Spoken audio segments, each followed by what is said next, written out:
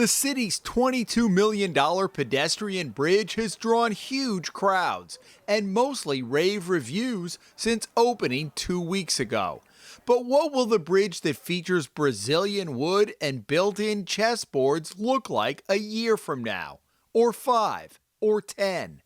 That will depend squarely on the city of Providence, which was given maintenance responsibility by the State Department of Transportation shortly after the ribbon cutting. It is similar to construction and maintenance agreements the DOT has entered with other state agencies or local municipalities after completing major projects like the pedestrian bridge. The results have been mixed, and in one case, private citizens have had to step up to help maintain another pedestrian bridge that the city of Providence has been charged with managing. Depending upon the structure and who owns it,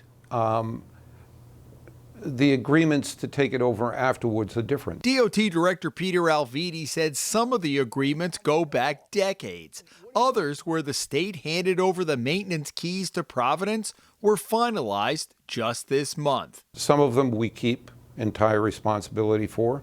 Some of them we share responsibility with other agencies or other government entities.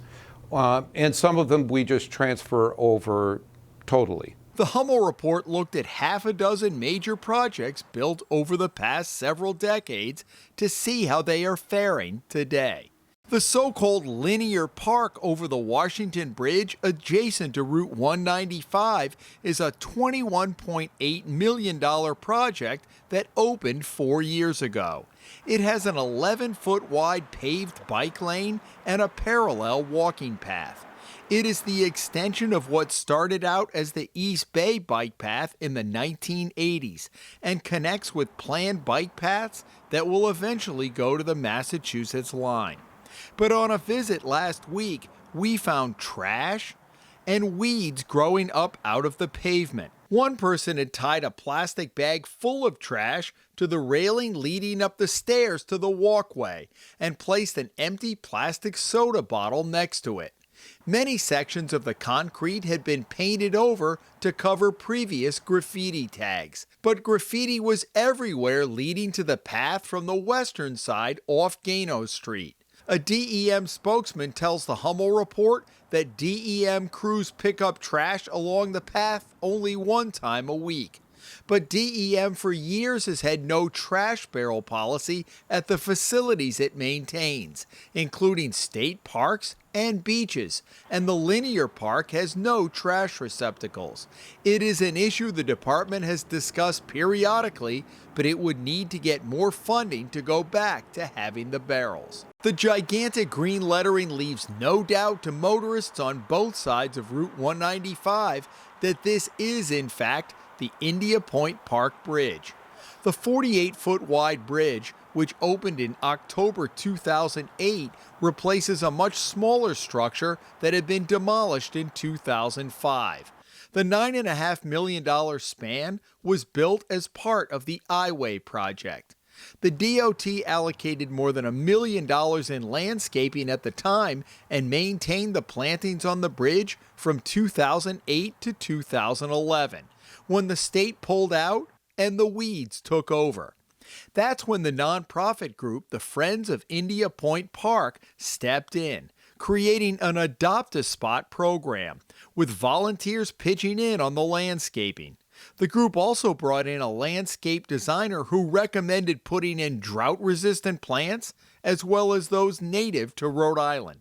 On a recent Saturday afternoon, Jorge and Nydia Schumacher were hard at work on the bridge, weeding and watering with a new metal irrigation system, paid for with grants secured by the volunteer organization. They left a pile of dead brush on the Fox Point side of the bridge, where city crews would eventually pick it up. A decade ago, the city side of the Amtrak train station, the first thing many visitors to Providence see, looked like a war zone, with cracked concrete, crumbling stairs, and overgrown grass. For 5 years it remained that way, while Amtrak, the state, and the city of Providence argued over who was financially responsible to make improvements. In 2015, the DOT, using federal funds, awarded a $6.9 million contract for a year-long overhaul of the station's exterior. The improvements included reinforcing the roof of the underground parking garage, building a new plaza where buses could drop off and pick up passengers, along with landscaping and benches. Just as it did with the new pedestrian bridge, the DOT transferred maintenance responsibility to the city of Providence. For much of the summer, weeds had taken over many of the flower beds, and there was more dirt than grass and shrubs in other places. But just last week, crews brought in truckloads of mulch, spreading it throughout the city side of the station, significantly upgrading the appearance. The East Bay Bike Path was the first of many that have sprung up across the state over the last 3 decades. The 10-foot wide asphalt path was built at a total cost of $7.5 million in 4 phases between 1987 and 1992. Like other agreements it has with DEM, the DOT is responsible for any major repairs, such as repaving and striping and signage. DEM handles the landscaping.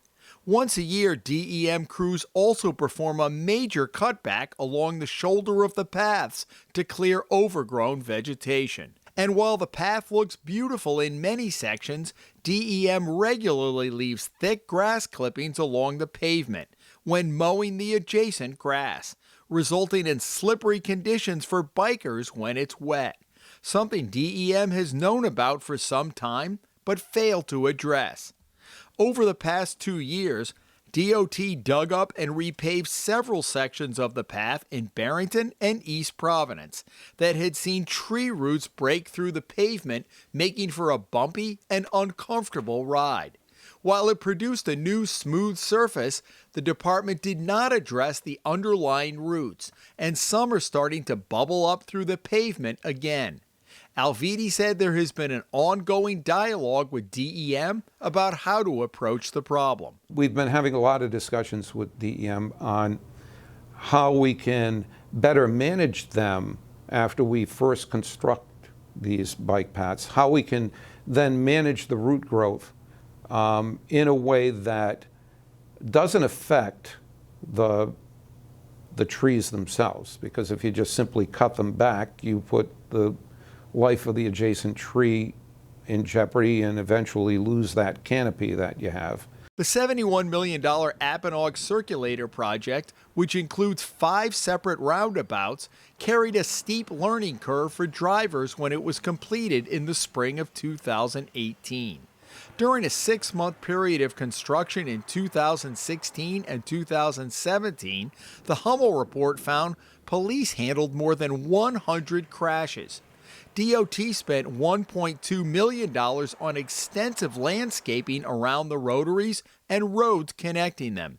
But some of the trees have not taken, forcing the contractor to replace them as part of the contract at no added cost to the taxpayers. Some of the trees in large blue boxes that line Post Road in front of City Hall have also died. We're not investing any more money than what the original contract was. Whatever the contract was, we're paying for. We're holding the contractor responsible for some plantings, the contractor and the landscape architect responsible for some plantings that had been designed and implemented that didn't last the way they should have. So they're replanting those. We're overseeing that replanting and the establishment of that to a point where the city can then take it over. The Wickford train station continues to be a challenge for the state. The $44 million project that debuted among much fanfare in 2012 has fallen well short of the 1,500 daily riders projected by the year 2020. But the larger problem was an expensive maintenance contract that cost the state nearly $500,000 a year. A federal grant paid for the cost for the first several years, then the state was on the hook. As a result, Alviti decided to cancel the contract at an initial penalty of $750,000 and move many of the duties in-house with DOT staff, supplemented by a contract for janitorial work.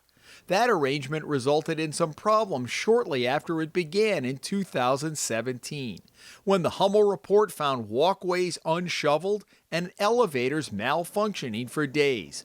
But it reduced the cost significantly. DOT now contracts out janitorial and waste management services. The annual operating cost is now just under $70,000. Back at the new pedestrian bridge, the city has recovered after a bumpy start, when trash barrels were overflowing the weekend after it opened. Since then, city crews have stayed on top of the trash collection, and 2 uniformed city police officers walked slowly across the bridge one afternoon last week, taking in the beautiful views while keeping an eye on the hundreds of visitors who had come to check out the new structure. A spokesman for the mayor said the city has allocated up to $92,500 for maintenance in the first year to take care of the bridge itself, and will monitor over the course of the year whether the funding is adequate. In Providence, Jim Hummel for the Hummel Report. That's fine. Yeah, not really. I mean, they're not.